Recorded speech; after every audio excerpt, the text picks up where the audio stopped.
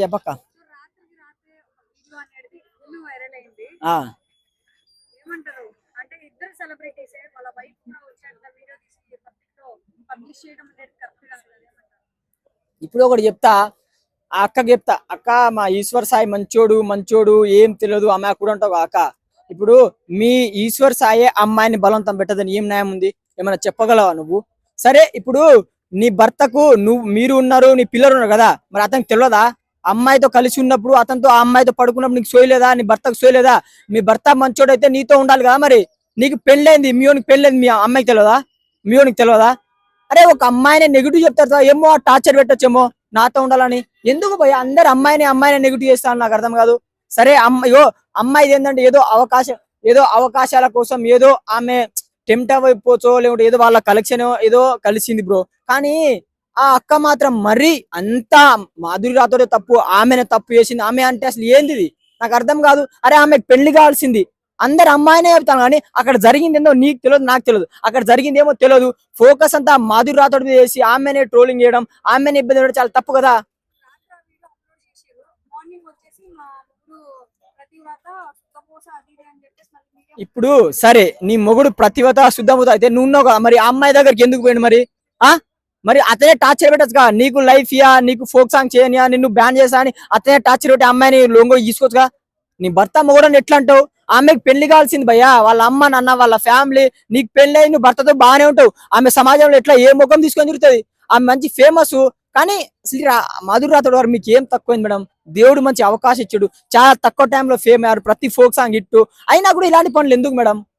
అలా ఇలాంటి చేసుకొని ఇప్పుడు సమాజానికి అంటే ఇప్పుడు అమ్మా నాన్న వాళ్ళు వాళ్ళు ఏమనుకుంటారు? కానీ రియల్ గా ఆ అక్క చెప్పి మాత్రం చాలా తప్పు. నేను అక్కకే సమాధానం చెప్తా, అక్క నువ్వు చేసింది కూడా తప్పక్క. వదిలేస్తే ఇంకేం చేయలేము, ఇంకా పిల్లని ఎలా సాగాలని చెప్పేసి ఇంక మొగుడు సపోర్ట్ చేయడం స్టార్ట్ చేసిన. ఇప్పుడు ఎవరైనా మొగుడుగా సపోర్ట్ చేస్తారు కానీ ఇప్పుడు మొగోడు అంత దూరం పోయినంటే భయ, అంత దూరం పోయి ఆమెను కలిసినంటే ఇప్పుడు వాళ్ళిద్దరి మధ్య ఏం లేకుండా అంత దూరం పోడుగా భయ. ఇప్పుడు వీళ్ళిద్దరి మీద క్లోజ్ ఉండి అంత దూరం పోయినా చేసినట్టే. ఇప్పుడు ఇద్దరి తప్పేనా? ఇద్దరి తప్పు కాదంట, ఇద్దరి తప్పే, తప్పు లేదంటనా. కానీ ఒక్కలే మాధురి రాతో టార్గెట్ ఎందుకు వేసిందని నేను అంటున్నా. అంటే మొగుడు మంచోడు అని చెప్పినప్పుడు మరి అనుమానించి ఎందుకు వెనకాల వెంబడించాలి? సరే మరి అట్లాంటప్పుడు నీ మొగోడు అట్లా చేస్తున్నప్పుడు ఇంట్లో కూర్చోబెట్టి మాట్లాడుకొని ఇంకోసారి ఆ ఫోక్ సాంగ్ తీయకుండా మీరు చూసుకోవాలా. వాళ్ళు హీరో హీరోయిన్ గా ఫోక్ సాంగ్ ఇట్టు కొట్టుకుంటా డబ్బులు సంపాదించుకుని బాగానే ఉన్నారు కదా, మరి మధ్యలో ఎందుకు ఆ అమ్మాయిని బ్యాన్ చేస్తాను? అట్లా ఉన్నప్పుడు దగ్గరుండి మాట్లాడుకోవాలి, కూర్చోబెట్టుకొని మాట్లాడి 10 మందిని పిలిచి మాట్లాడుకోవాలా. అంతేగాని మీరు అందరూ వీడియోలు పెట్టి అమ్మాయినే ఫోకస్ చేసి రేపు ఆ అమ్మాయి సూసైడ్ చేసుకుంటారు, ఏం చేస్తారు అప్పుడు? అమ్మాయి నీ భర్త వల్ల చనిపోయింది అనుకో, అప్పుడు ఏం చేస్తావు? పెళ్లి కాకుండా వేరే మొగుడు అదే కానీ ఇప్పుడు అన్న ఒక అమ్మాయి ఇప్పుడు పెళ్లి కాకుండా ఒక అంటే ఎవరైనా పెళ్లి చేసుకున్నాడు, నేను కూడా చేసుకొని మీరు కూడా చేసుకోరు. అరే నువ్వు అంతా పడుకొని ఎవడైనా చెప్తాడు కదా. ఇప్పుడు వాళ్ళ ఫ్యామిలీ ఇప్పుడు ఆ అమ్మాయి అట్లేస్తే వాళ్ళ ఫ్యామిలీ ఎవరైనా సూసైడ్ చేసుకుంటారేమో, అప్పుడు ఎవరేమంటారు?